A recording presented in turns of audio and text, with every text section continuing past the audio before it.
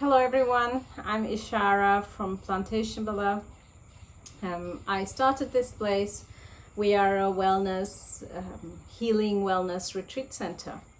One of the biggest questions that I get asked, and one of the things that a lot of our guests question and talk and worry about, is what is the purpose of their life? And this is, I think, quite a buzzword now, when everyone wanting to know what is the purpose of their lives. And it's something I also worried about for a lot. And when I was younger, I really questioned about what is the purpose of my life? What was I meant to be doing? And I remember always feeling jealous when I found someone who is doing something completely alternative, like an artist or a chef. And I thought, you're so lucky, you know what to do. I don't know what to do.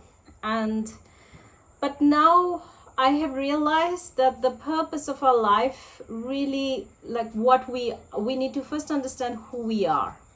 And this lies deep inside of us. And it's to get to that, we have to peel off, like peeling an onion. We have to peel off all the layers of social conditioning to get to the center of who we are, what makes us happy, what are our key strengths, and then use that to, when that comes out, the purpose of our life comes out naturally.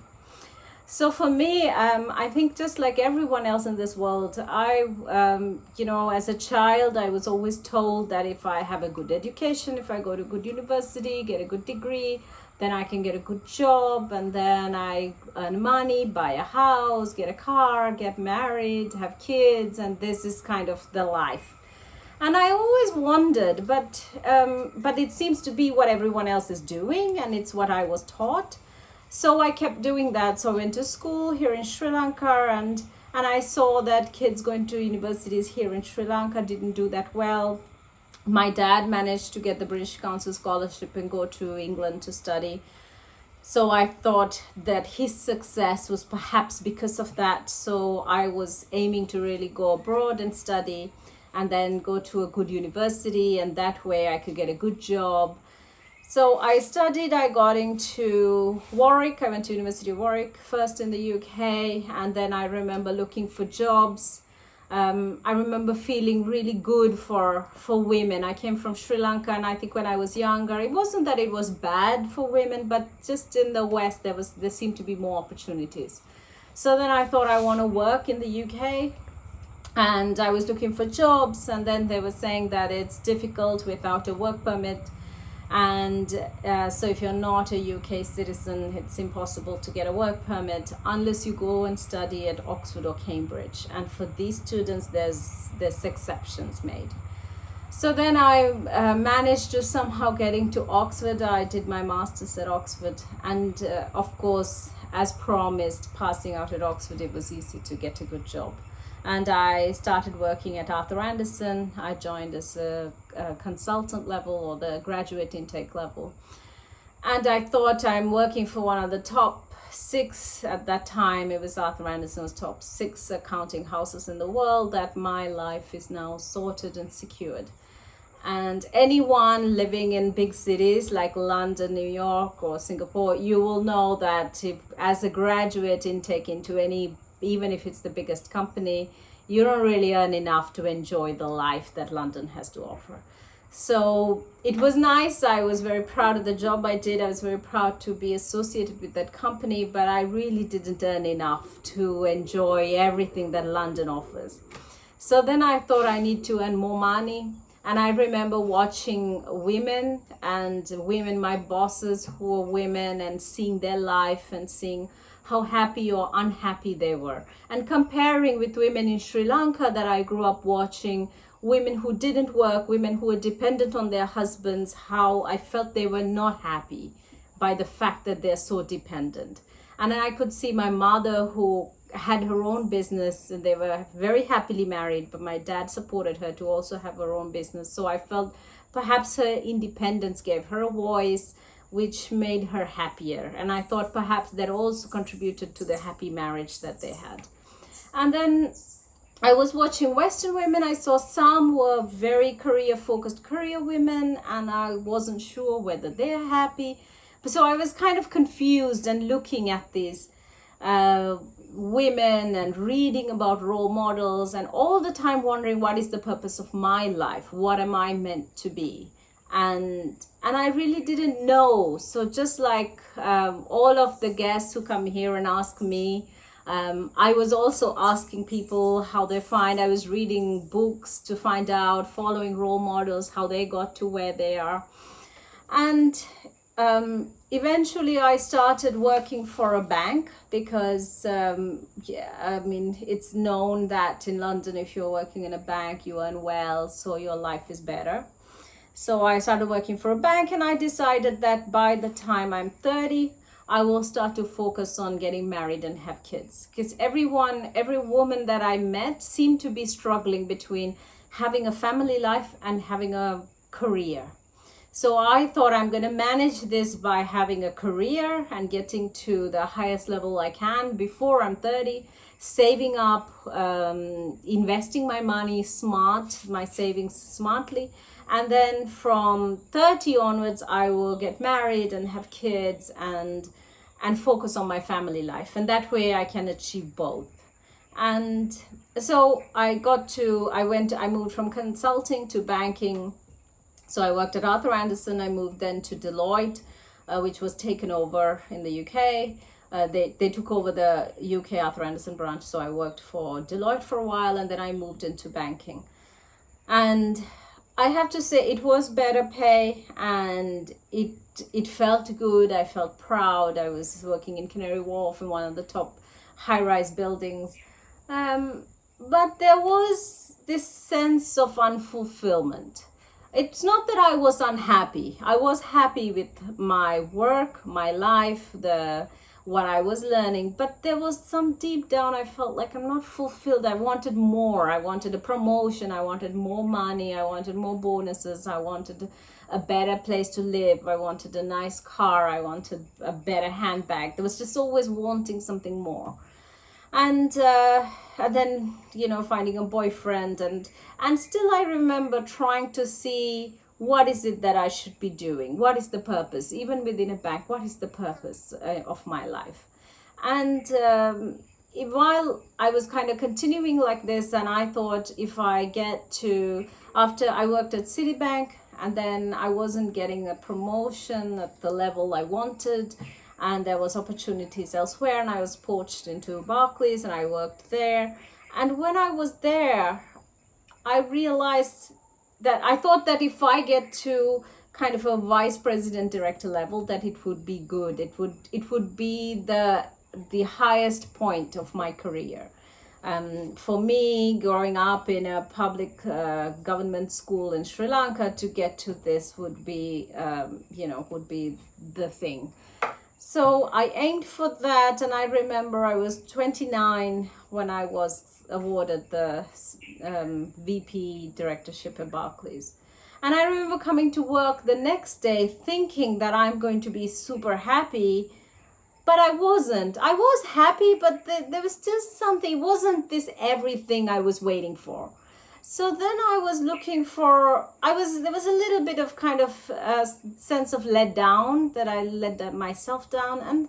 And I remember thinking, so now what? This is what I wanted, okay? So now I'm earning enough, I have a good career, I have my own apartment, I have a nice car, like what is it now that I want? And I remember then thinking, okay, maybe now it's time to get married and have kids.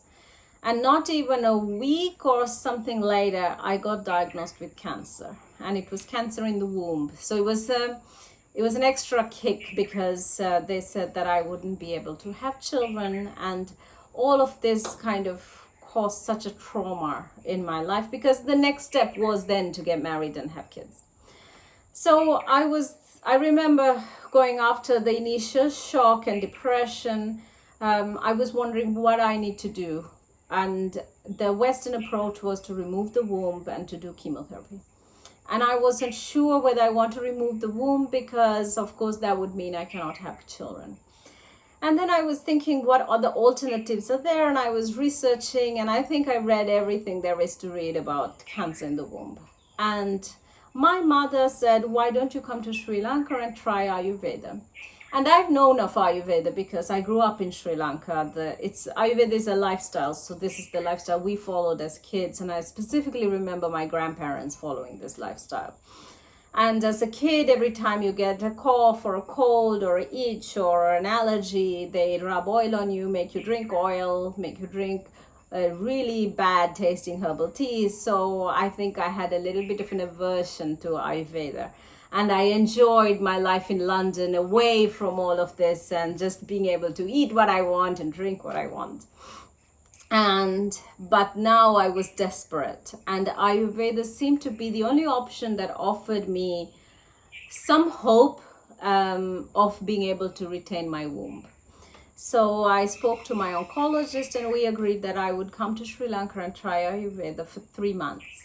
And so before that, I think I took more than a month to decide. And I was told that it's a bit aggressive, I need to make a decision quickly. But I have to say, I felt very let down. Not by my doctor, my oncologist, my gynecologist were fantastic, but just by the whole system. Because when I was working in the bank, I was earning well, and I always had a tendency to put on weight. And this was always with me. I never understood why that girl next to me can eat a whole plate of food and doesn't put on any weight, and I eat half of that and I put on weight. So this was also one issue that I struggled with. So when I started earning well enough, I hired a nutritionist and a personal trainer to work on my body, because I wanted to be thin, because I wanted to look like all of these girls in the magazines. And so I had some excellent personal trainers and a nutritionist who was managing my food. So I was eating everything, measuring and eating everything, which is calorie counted, nutritionally balanced. And the personal trainer I worked with every other day. So in theory, I should be the healthiest I need to be. And I'm still in my late 20s, and I was about 29 when I got diagnosed. So when I got diagnosed, I was thinking, this system has failed. I ate, because they said blueberries is a superfood. I ate blueberries every day. They said orange juice is good for you. I had orange juice every day for breakfast. So I did everything that they're telling me to do, and it didn't work. I was thinner for sure. I think physically, looks wise, I probably was the best I've looked. My weight was ideal on that chart of your height to weight, but clearly I wasn't healthy because I have cancer.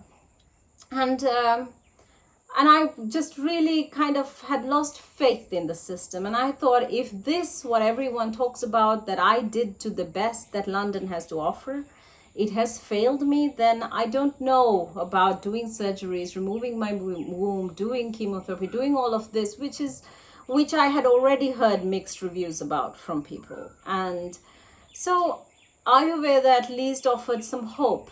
It may work, may not work in my head, but at least I can keep my womb. So I thought, I want to live my life. I want to take control. I want to make decisions that I can live with. I don't want some doctor or some medical professional making the decision that is going to impact the rest of my life.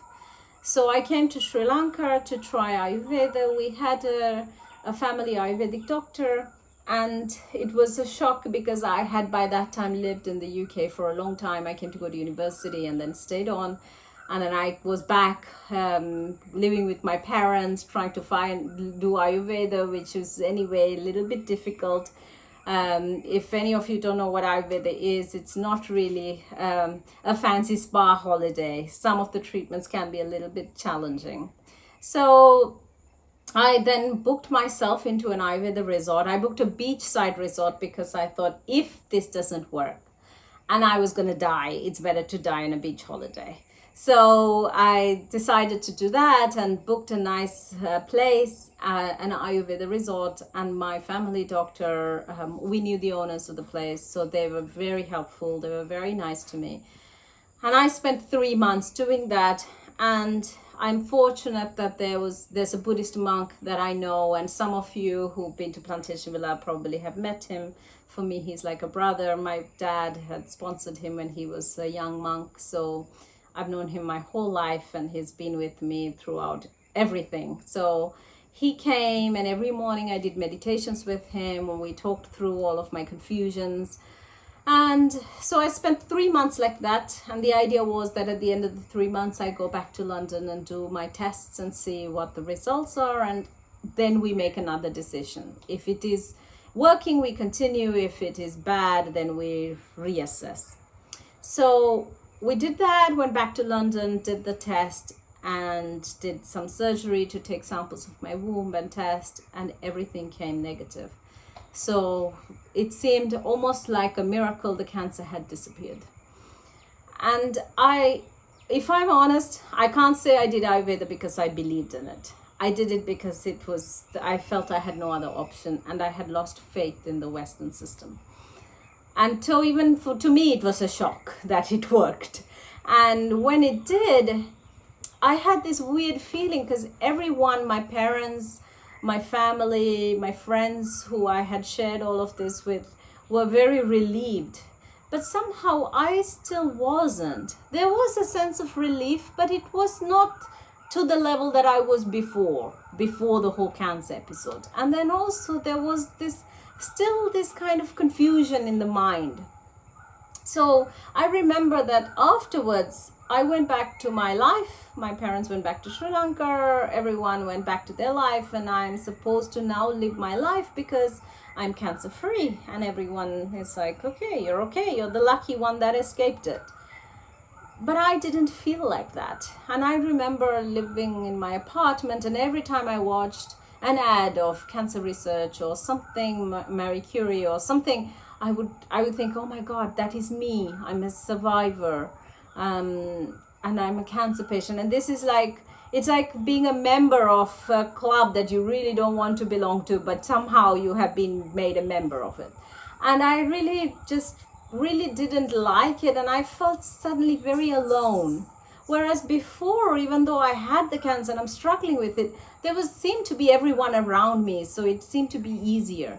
And then now suddenly, because I don't have cancer, I'm back alone, but I don't know, but I still felt like I had it, and I kept wondering, what's going to happen now? Can I have children now? Can I not have children? Is this cancer going to come back? Is it not? And I had broken up with my boyfriend at the time, so I was thinking, if I meet a guy, is he not going to want to date me because I've had cancer?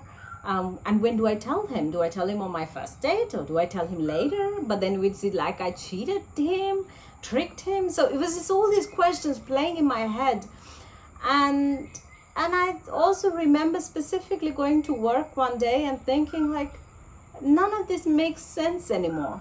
Just working in the bank, it didn't make sense anymore, because I finally realized that all of that money that I was chasing after didn't make me happy. I even went and bought a car during this episode, a nice fancy Mercedes sports car. And it was nice for sure, but it wasn't the answer. It didn't change my life. And then I remember going and buying things, buying clothes and doing things, but nothing made me happy. So then all of that kind of material life seemed useless. So I then spent a good few years trying to find an answer to this big question: what is the purpose of my life? Why was I born? Why did I get cancer at 30? And why did I survive it? And what am I to do with this new experience and knowledge that I have? And I continued. I read all the self-help books. I did go to counseling that was recommended to me by my doctor. And I can't blame the counselors. I tried one, and then I thought, no, I don't like her. Then I went to another one, and then I didn't like her, and then I went to another one. And then I realized it's not them, it's me.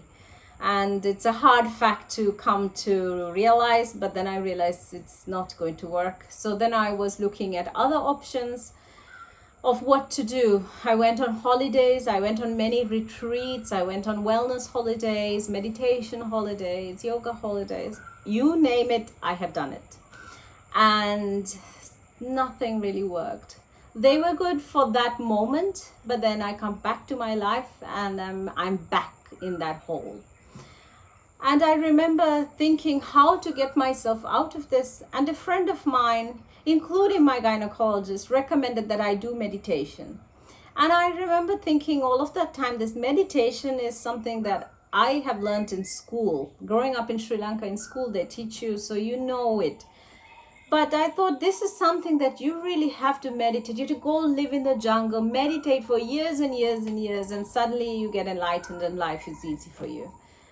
But I don't have time for that. I needed like a quick answer. And so I was saying, I don't know. I remember my doctor recommended it. And then I talked to my friend. And my friend said, you should try meditation. And I said, yeah, I don't have time for that. I need something faster. I don't have years to spend meditating. And then he said, no, actually, the results are immediate if you do it right.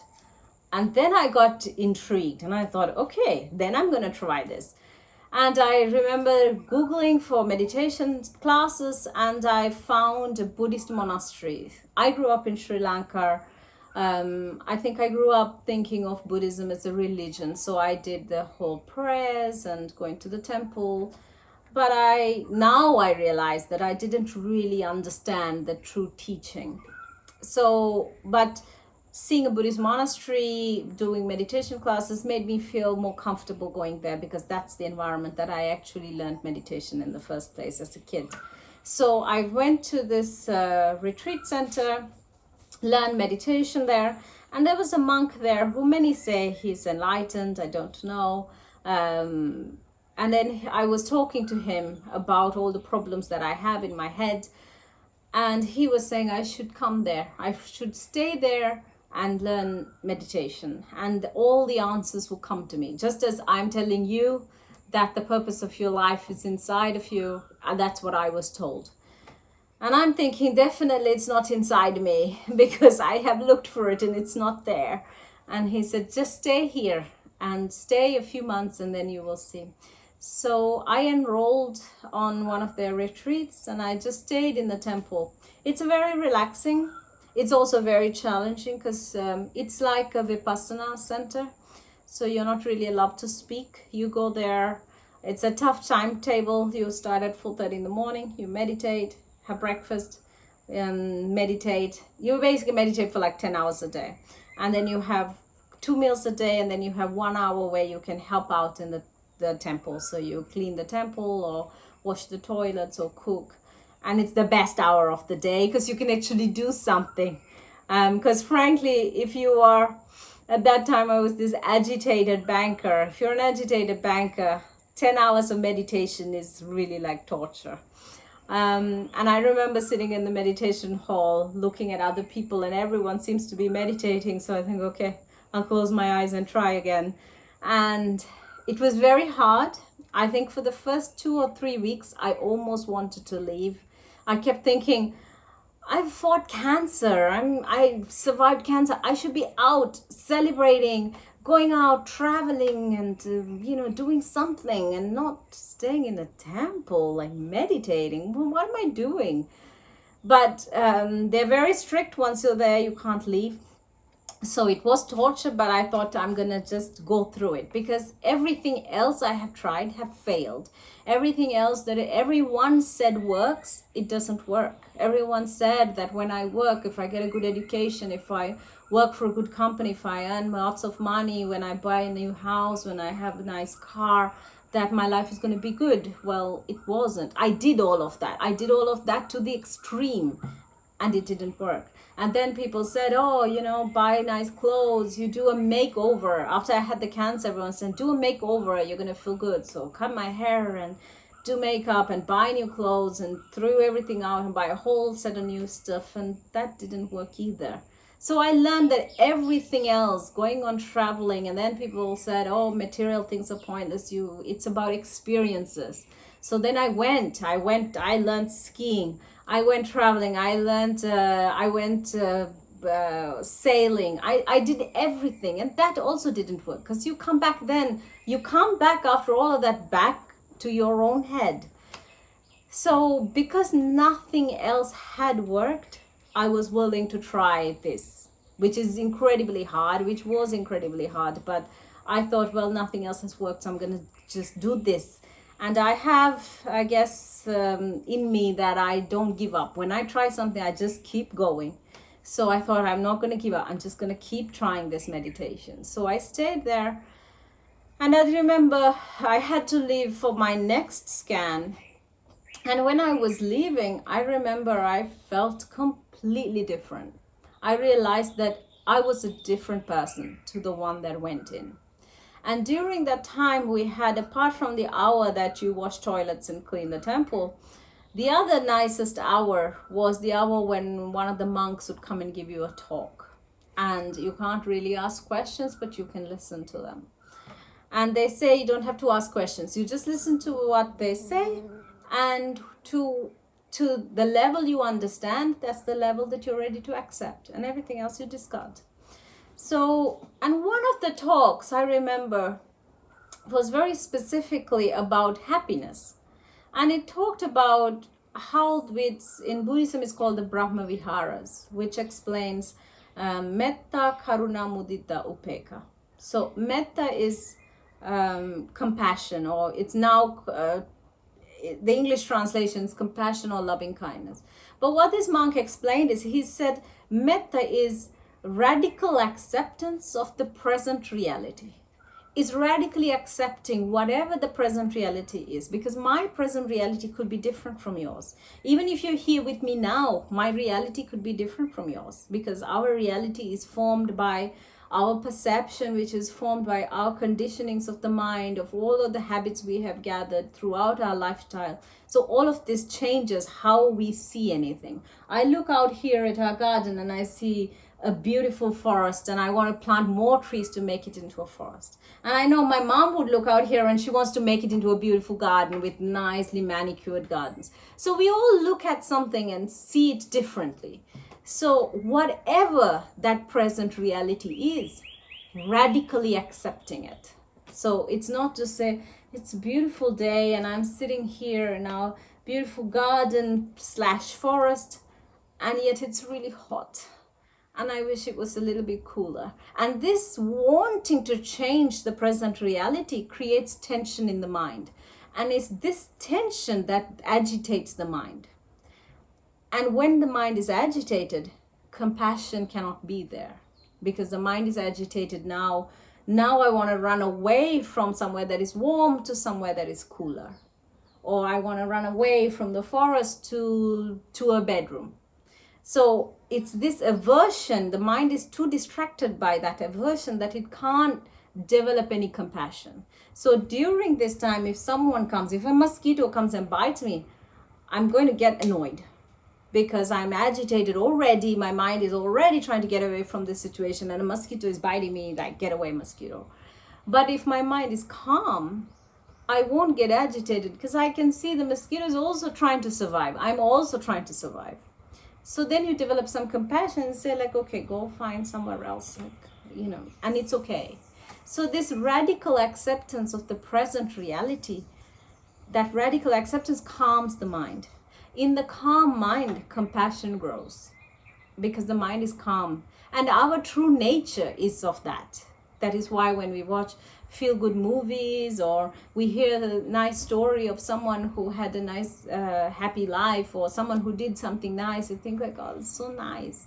Because that's where our heart is, but it's covered with all of these aversions and attachments that we form throughout the time. I have an attachment to want to stay somewhere cold, and now I'm somewhere hot, so I'm averse to this, so I want to go there. And when I'm in that state of mind, I have no compassion. So metta is compassion, but compassion that grows from that calmness. And this leads to metta karuna. It leads to karuna. Karuna is wanting to help.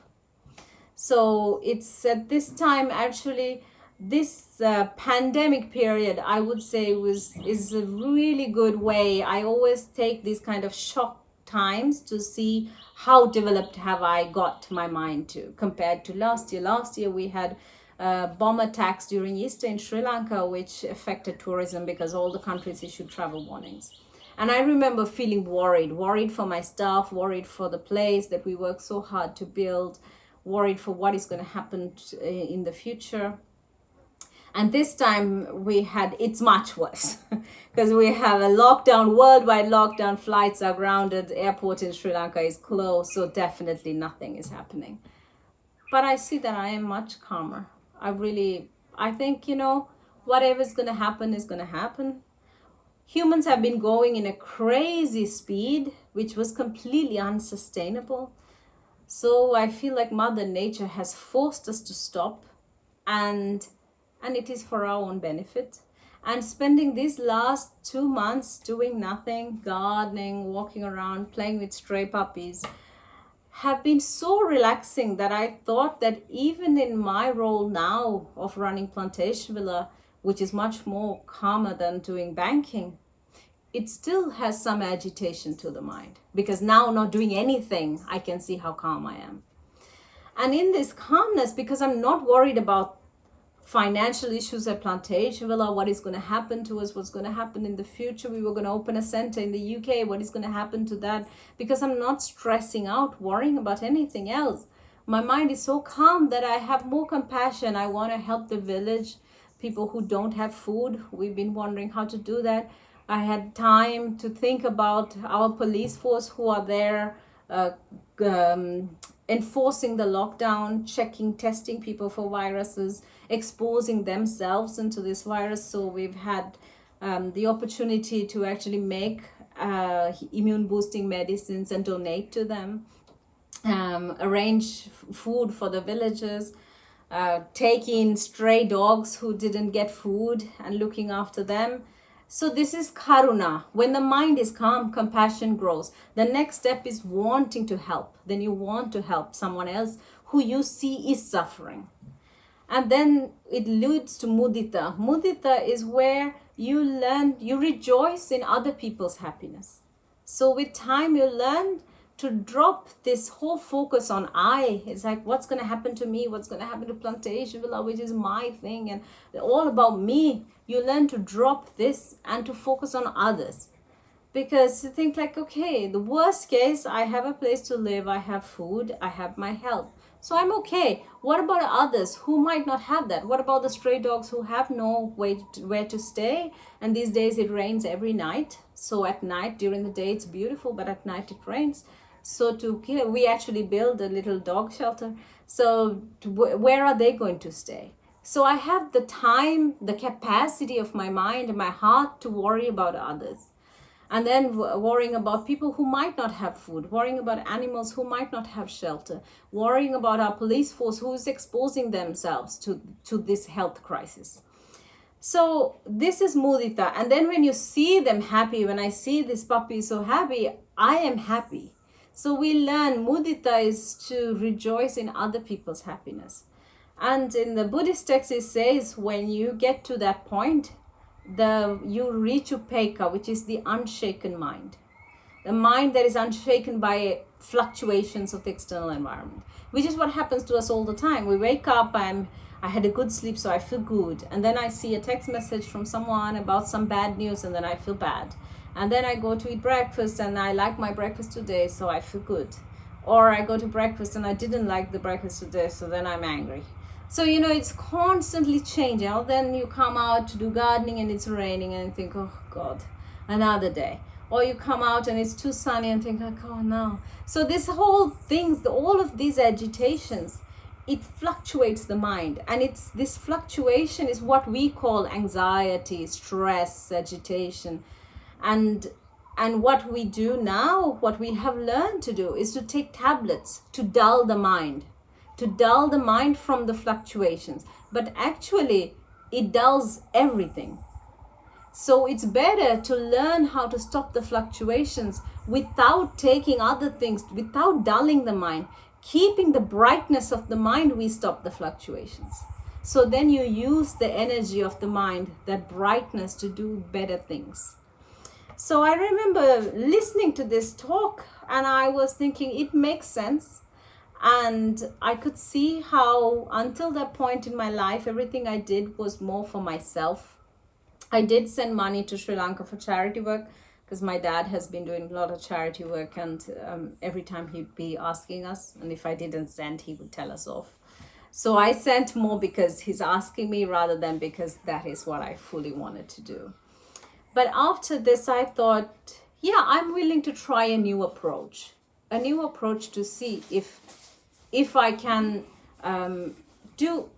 Okay, we have a little situation of wild animal. Stop. Sorry, excuse. Stop it. These are the stray puppies we've adopted who have now become our guard dogs. Stop. Say hi to Spotty. So one thing that I remember thinking, I'm willing to try this approach. I'm not quite sure how it's going to work because these are all ancient talks of the Buddha, and today we are in 2000. At that time, I think it was almost in 2012. And I don't know whether these approaches work. I still have to pay my mortgage. I still have to pay my bills, my health insurance. So if I focus completely on other people, who is going to focus on me? I'm not married. I don't have a husband to look after me. My parents are old and they're not really in a stage to look after me. So I wasn't sure how this is going to work out. But with time, I thought I'm going to give it a try. So actually, I quit after the retreat. I quit my life in banking. I resigned from my job and I moved to Sri Lanka. And I thought I will try it out. My idea was to try a charity project for 3 years and see how it would work. And that would be also a break for me to try this new approach. And if it doesn't work at the end of 3 years, I will reassess. And this is kind of how I go through my life. I choose a path, I go down that one, I give a timeline, and at the end of the timeline, I reassess. So the project I started was this, which is Plantation Villa, a company that is focused on others. It was born out of my own suffering for my own health.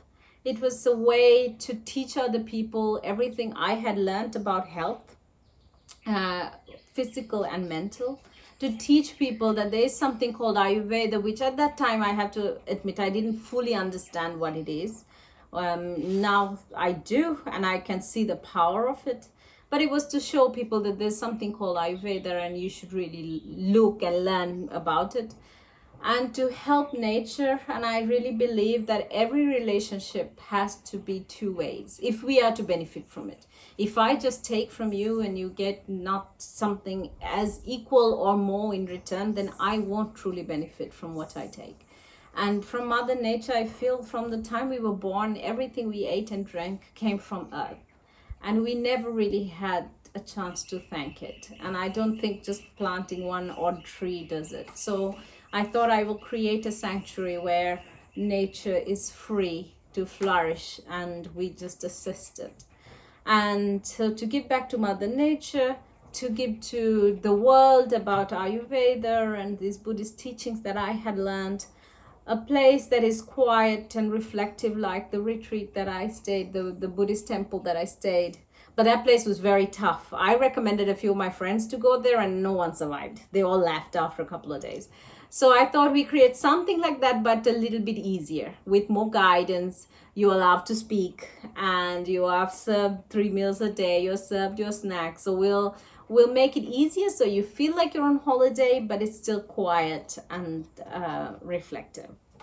And then we teach about Ayurveda and we use the money to help our staff, because I have worked in companies and in some places I was treated very well, and even to this day I'm very grateful for my bosses. And there are some places where I felt I wasn't treated that well. And I wanted to create a place where everyone who works there will feel happy, they will feel energized to come to work here, and that they enjoy being here. And then to the amount that we benefit, that they also benefit that. So to have a company that has some form of profit sharing, so then they also earn back what they put. So it's just a platform. It's a platform for everyone to sow their seeds and reap the harvest. And so this is kind of how we started. And I really wasn't sure how it would work out. And I thought I will fund it for 3 years. So I brought my savings to do this. And the fact that now, almost 7 or 8 years later, we still managed to survive. We have grown. I'm so proud to say that last year we were nominated by Condé Nast Traveler as one of the top 20 places to be. We've been repeatedly voted by international magazines and forums as the top wellness center in Sri Lanka. And my dear customers, all of you have been coming to us every year, and those of you who couldn't come have been messaging me, sending me Facebook messages or WhatsApp messages. Some of you have been even calling me, and it's very heartwarming even during this period. In fact, we don't have Wi-Fi at the moment, so I haven't really been on the phone, but I have had so many messages from all of you asking if we are okay, if we need any help. And it's beautiful. And I would say, I think it's because we managed to focus on everyone else. Everyone else managed to look after us, and thanks to that we managed to survive. And I think Plantation Villa is a testament to this theory of how happiness works.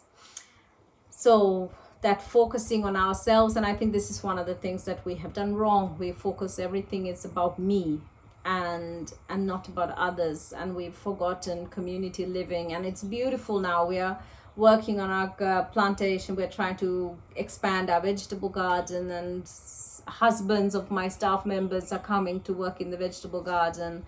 And in Sri Lanka, they said there'll be a shortage of food because we are not just on a lockdown, we are on curfew. So there's even distribution of food has been limited. And we have enough food because we have this about 50 acres of food and trees and everything. And we've been offering the village, but all of my staff have been bringing us food. Even this morning, Kamini bought us some food. So they've been making food and bringing for us, and we've been almost feasting here. And so it goes to show that, yes, and I would say, yes, if you manage to focus on others, the burden on yourself is much less. Because anytime I think of like, oh my God, what's going to happen to me? It's just so much heightened in my mind. So when you focus on others, it reduces the impact on the mind. And then I think if we go back to see what is the purpose of life, and these days it has been very good because we cannot actually do anything. The social conditioning, it stopped because at least in Sri Lanka, I mean, we are here, we don't even have TV. And even advertising is pointless because you can't actually go out to buy anything. So, and you can't travel, you can't do anything. And I was thinking the purpose of life is really just to be here, just to be in harmony with nature, just to help anyone else, like little Spotty, who might need some help. And I think that is the purpose of our life. And we have confused ourselves with trying to accumulate and stress ourselves out and doing all of this, and then for what? So I would say use this lockdown wisely. Maybe we are actually having some online yoga classes. We have more talks. We have some meditation classes. I will also record some meditations for you. You can develop yourself, work on yourself, try to peel off all these social conditionings to go back to what's truly important to you. And if I was to look at that, then it's just to be together. And it's beautiful now. We have the whole Plantation Villa, which is empty because we don't have guests. And at each mealtime, we had to walk around the house collecting everyone. The doctors who are living here with us, the resident staff, Bernardo and some of the non-Sri Lankans who are living with us, who are our friends and family who are here. So we have to go around each mealtime collecting the big family that lives around and say, come for dinner. And it's really beautiful. And I was thinking perhaps that's how my grandparents lived in this house. So, and then sending food to the puppies, feeding the bunnies so they don't eat our vegetables.